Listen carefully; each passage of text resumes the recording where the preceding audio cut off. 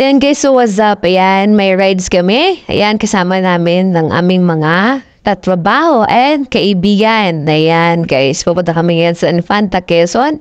And nabalitaan namin ay napakaganda daw ang ilog na Infanta, Quezon. So guys, abangan nyo ang aming mga iba pang clip na video guys. So ayan, si Paring Bernie. Ayan, si Konsihal Dudoy. And ang ganyang kapatid. Ayan. So guys, ayan kita nyo naman napaganda. So ayan guys, stop over kami dito sa may tulay sa Infanta, Quezon. So grabe, nakapagod pala mag-rides. Nahirapan ako mag-banking. Ayan.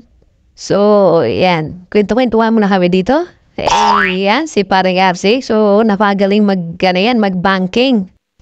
So ayun, naalala ko dati, nag-rides kami and si RC nakasunod sa akin kasi madulas ang aking gulong. Ngayon, so medyo bago na yung gulong natin ng ating motor. So, pwede na tayo mag-banking. You know guys, so abangan nyo yung mga iba pang clips ng aming mga video guys. Ayan, so ito na nga guys, papakita ko sa inyo yung napakagandang view ng Infanta, Quezon. Ayan guys, kita nyo naman yung mga bundok. Ayan, napakalamig siguro dito sa gabi. Hey guys, what's up? Nandito kami yan sa Infanta, Quezon. Ayan, kasama ko si kumpare kong tunay. Super kumpare ko to. Ang dami ng inaanak namin eh. So guys, makita nyo guys, ito yung pinakamahabang tulay sa Quezon. Ayan oh. Yan. Makita nyo yan? Hindi akin yan. Hindi akin yan. Okay? So, ayan. Yan, makita nyo. Ang daming mga riders ngayon dito. Ayan o. Makita ka pare. Ayan o. Ay. Okay? So, ang problema, wala akong angkas. Ang ano pala, nakakapagod pala yung mag-rides ka na walang kasamang angkas pare. Walang nasasandalan yung likod. Dati meron eh. Talihan sa balaki balikat. Oo, yung nasasandal yung likod mo pare. Sunod na balik natin, kailangan may angkas sa tayo dito. Tapos lang. Oo. So, dapat na pare, dapat may nakagod. Dapat. Ay! Sabi ko na nga. Iwanan na ako sa forever. Magmula nung nakilala kita. Sabi ko na nga, Barbie. Pare, ano masabi mo pare sa lakad natin ngayon pare? Medyo nakakapagod niya yun, parang feeling ko ang layo. Dapat. Ayun. So ngayon, yun makakasama namin. Magay kayo. Hi sir ha. Panorin yung vlog natin namin ha. Sige po. Alright. So, ngayon guys, abangan nyo yung yung ilog na pupuntahan namin. Saan ba tayo sir sa kabila? So, meron kaming siyempre, pag pumunta ka dito, dapat dito sa bundok, dapat may baong ka, siyempre. Yan, sa mga pupunta na Infanta, Quezon, dapat may baong din kayo, no? So, bili kayo ng lechon manok, or, yung maiihaw, no? Isda, pusit, or pork, no? So, yan guys, so, may guys, abangan nyo yung abangan nyo yung magtatapisaw kami sa ilog, guys. Okay? Yes! Yan guys, oh. Ito yung pinakamahabang tulay sa Infanta, Quezon. Ayan, oh. Hey. Ayan guys, abangan nyo po.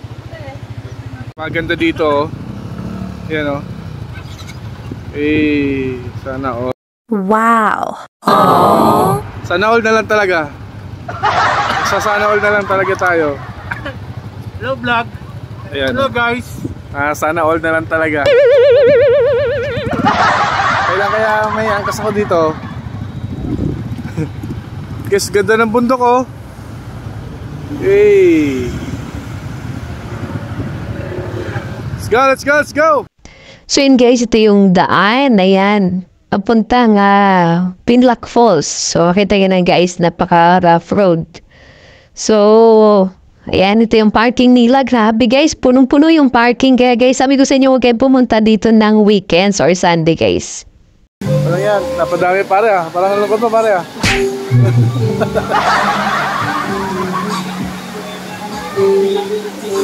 Magay kayo. Ay, yan, sarap maligo mamaya. Pare. Ayan, so mamaya para maliligo ka mamaya. Parang video ka tama. Maliligo kami dyan mamaya, tingnan nyo. Ayan, nasa ano kami, nasa gitna kami ng ano, bundok pare, no? Nagubatan. Ayun, no? Tapos, sa gitna ng nagubatan, merong ilog. Ayun yun. Ayan. So, mamaya, maliligo kami dyan mamaya. At dito na guys, nagugutom kami. Ayan, kumakain na kami. So ito yung mga pinaluto namin. Dito guys, pwede kayong bumili ng isda. Di paluto nyo dito guys, no? Mura lang po ang bayad. So ayan, kakain na kami at kami nagugutom na guys. So ayan, ang Pinlac Falls. Ayan, sa mga hindi pa nakapunta dito, ayan, pumunta na kayo dito. At para ma-experience niyo ang napakagandang nature. Ayan, so and then guys, pag magtampisaw kayo sa tubig, guys, grabe. Napaka-refreshing, napakalamig. Ayan, para ma-experience yun guys. So, punta kayo dito. At maraming naniligo dito ng weekends guys. Huwag kayo pumunta ng Sunday. Ayan, pumunta kayo ng between Monday to Friday pala wala masyadong tao para masolo nyo yung ilog guys, okay?